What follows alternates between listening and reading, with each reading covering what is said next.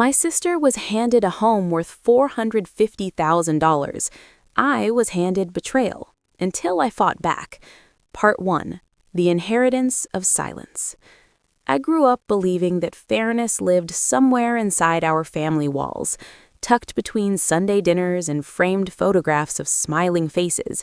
But the day my parents gathered us in the living room of the house I had helped maintain for years, I learned how quietly injustice can walk into your life without knocking, how it can sit beside you on the couch and smile while cutting you out of the picture entirely. Because when my father cleared his throat and announced that my younger sister, Emily, was being gifted a home worth $450,000 outright, no mortgage, no strings, no conditions, the room filled with applause that felt rehearsed, and I sat there frozen, hands clenched, realizing I was the only one who hadn't been given so much as a warning, let alone an explanation, despite the fact that I was the one who had postponed my own dreams to help my parents keep their business afloat, the one who had covered bills when times were tight, the one who had been told over and over that loyalty would be remembered, that sacrifices would matter, that family always took care of its own. Yet in that moment, all I received was a vague smile from my mother and a dismissive pat on the knee, as if my presence was ceremonial rather than meaningful. And when I finally found my voice and asked, calmly at first, what this meant for me, the silence that followed was louder than any argument I had ever been in, a silence that stretched long enough for me to understand that the decision had been made without me, that conversations had happened behind closed doors, where my name was mentioned only as an afterthought. And when my father finally said, "You're strong, you'll be fine," it landed like a verdict rather than a compliment, because strength in this family had always been code for "you don't get help." And as Emily hugged my mother with tears of joy, already talking about paint colors and neighborhood cafes, I felt something crack inside me. Not jealousy, but betrayal, the kind that rewrites your memories, because suddenly every late night, every canceled opportunity, every promise whispered across a kitchen table replayed itself with a bitter edge. And as the evening ended and everyone celebrated what they called a blessing, I drove home alone, gripping the steering wheel so tightly my knuckles ached, realizing that the narrative of our family had been edited and I had been written out, not because I wasn't deserving, but because I was convenient to overlook. And that night, lying awake, staring at the ceiling of my small rented apartment, I understood that this wasn't just about money or property.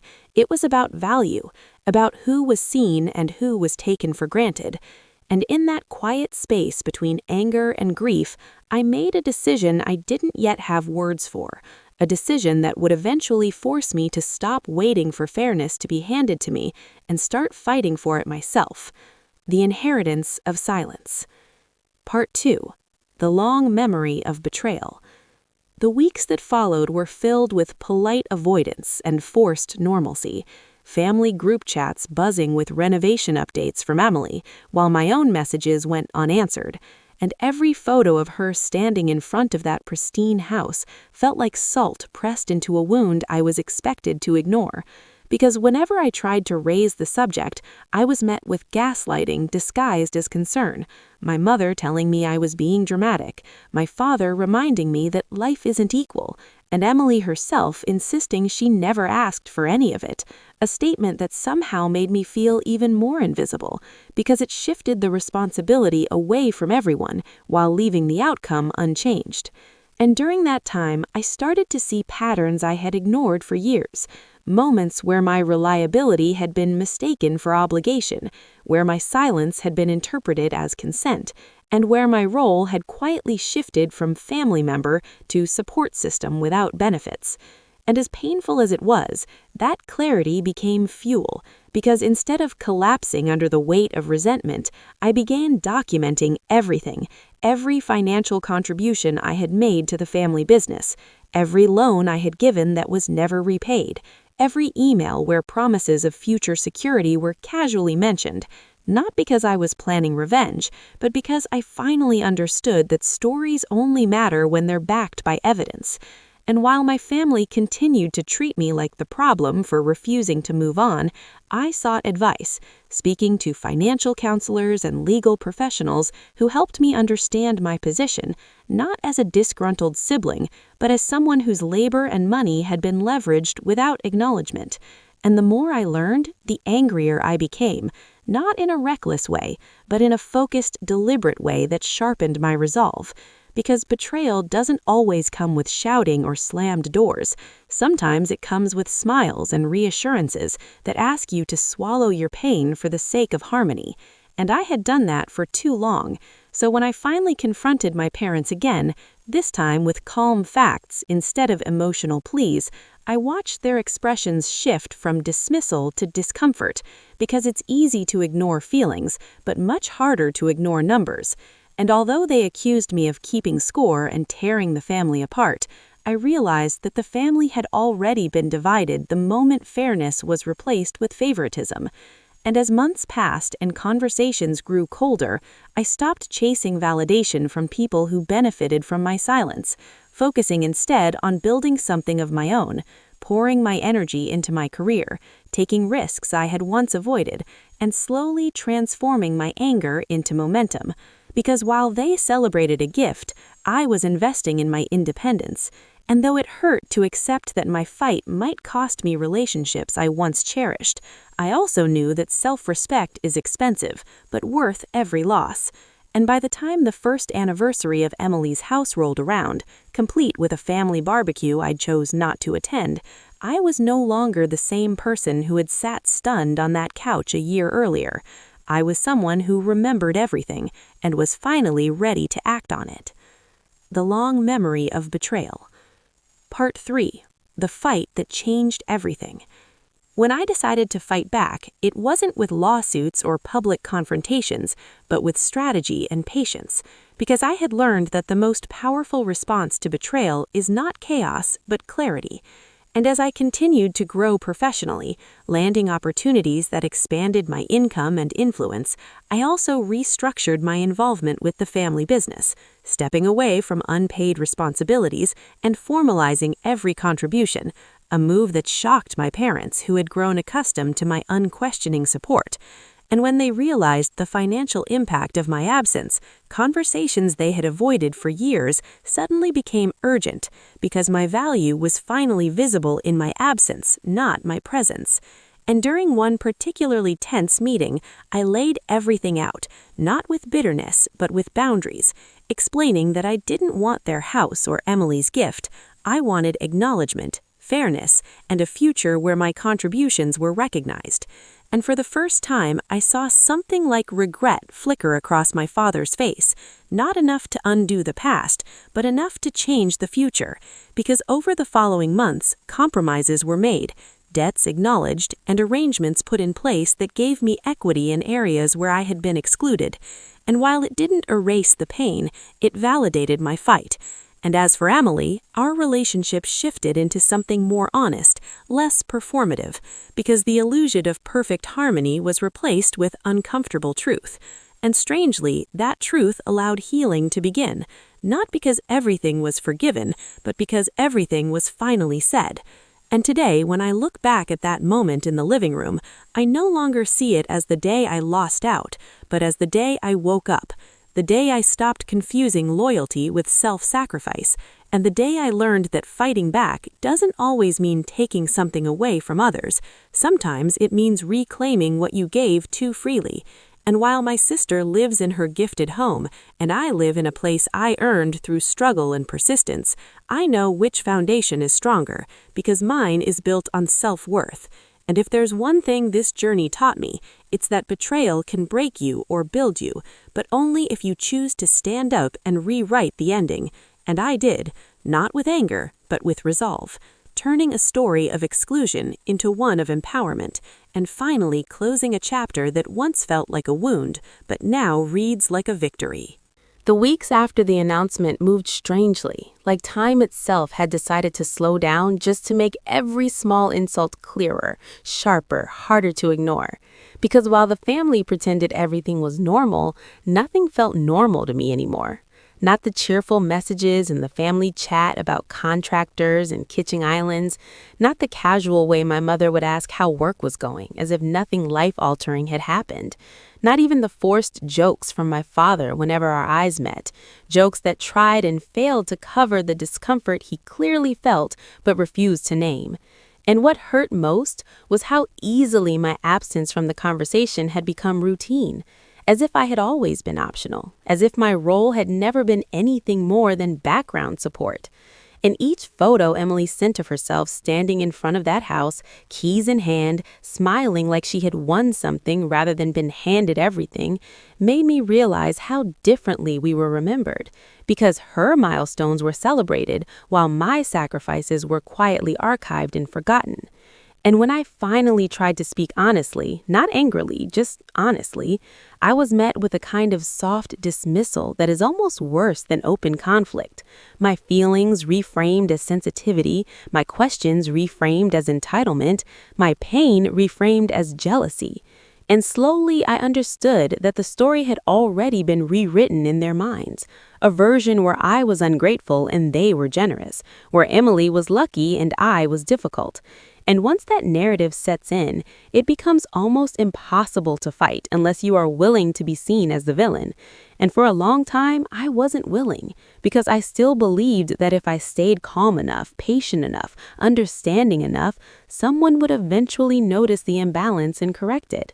But that belief died quietly one afternoon when I overheard my parents discussing finances without including me, talking about my past contributions as if they were gifts rather than lifelines, as if the years I had stepped in weren't born out of necessity but convenience. And in that moment, something shifted, because I realized that my loyalty had not been respected. It had been exploited. And once you see that clearly, you can never unsee it. So instead of arguing, I started paying attention, listening closely, remembering dates, amounts, promises, not because I planned to weaponize them, but because I finally accepted that memory is power. And while they expected me to eventually let it go for the sake of peace, I was quietly assembling a full picture of what had actually happened. Every time I delayed my own progress to stabilize theirs, every time I was told we'll make it right later, every time I chose family over self and was rewarded with silence. And during this period, I felt incredibly alone, because betrayal inside a family doesn't come with public sympathy. There are no outsiders rushing to your defense, just an unspoken pressure to forgive and forget, to be the bigger person, to swallow your hurt so everyone else can stay comfortable. And there were nights I questioned myself, wondering if I was overreacting, if maybe this was just how families worked, if fairness was a childish expectation I should have outgrown. But every time doubt crept in, it was followed by the undeniable truth that my life would look very different today if even a fraction of that $450,000 had been invested in me, not as charity, but as recognition. And that truth grounded me, because it wasn't about wanting what Emily had, it was about understanding what I had been denied. And slowly, painfully, I began to detach emotionally, not out of cruelty, but out of self-preservation, limiting contact, refusing to engage in conversations that minimized my experience, and redirecting my energy into areas where effort was actually rewarded. And the more distance I created, the clearer my thinking became, because space has a way of revealing patterns that closeness hides. And I saw now how often my parents leaned on my sense of responsibility while excusing Emily's dependence, how often I was praised for being independent only when it benefited them, how often my strength had been used as justification to give me less. And this realization didn't turn me cold, it made me focused, because I finally understood that if I wanted my story to change, I could no longer wait for permission from the people who had benefited most from keeping it the same. And by the time months had passed and the initial excitement around Emily's house faded into routine, I was no longer asking why this happened. I was asking what I was going to do about it. And that question marked the true beginning of my fight. Not loud, not dramatic, but deliberate, grounded, and impossible to reverse. Because once betrayal is fully seen, it demands a response. And I was done pretending I hadn't seen it. I didn't fight back the way people expect when they hear that phrase. There was no shouting match, no dramatic cutoff, no public exposure. Because by the time I was ready to act, I had learned that power doesn't need noise, it needs direction. And the first thing I did was stop beating quietly. I withdrew from unpaid responsibilities, stopped filling gaps that were never acknowledged, and redirected my time and skills into my own growth. And that shift alone sent shockwaves through the family because for the first time, my absence created consequences they couldn't ignore. Bills became harder to manage, decisions took longer, pressure mounted, and suddenly the same people who had told me I would be fine were asking why things felt unstable. And instead of rushing back in to save the day like I always had, I stayed steady, professional, emotionally distant, but clear. And when conversations finally happened, they were different. Not emotional appeals, but structured discussions where I calmly laid out facts, timelines, contributions, and expectations, not asking for charity or a house, but for recognition and fairness moving forward. And it was uncomfortable for them. I could see it in the way my father avoided eye contact, in the way my mother tried to soften hard truths with familiar phrases. But this time, I didn't bend. Because I understood that boundaries only work when they're enforced. And slowly, begrudgingly, things began to change. Agreements were formalized, past contributions were acknowledged in tangible ways, and my role shifted from the invisible helper to a respected stakeholder. And while it didn't magically erase the hurt or rewrite history, it rewrote the future, because I was no longer operating from a place of silent sacrifice. And my relationship with Emily evolved too, less about comparison and more about honesty, because once the imbalance was named, it stopped poisoning every interaction. And the most surprising part was how light I felt, not because I had won something material, but because I had reclaimed myself. And today, when I think back to that moment on the couch, watching my sister receive a home worth $450,000 while I received nothing but silence, I don't feel anger anymore. I feel clarity, because that was the moment that forced me to grow, to stop confusing love with obligation, and to understand that being strong doesn't mean accepting less, it means demanding better. And while my sister lives in a house that was given to her, I live in a life that I built deliberately with boundaries, self-respect, and hard-earned confidence. And if there's one truth this journey left me with, it's that betrayal doesn't end you, it reveals you. And when you finally choose yourself without apology, that's not the end of the family story, it's the beginning of your own.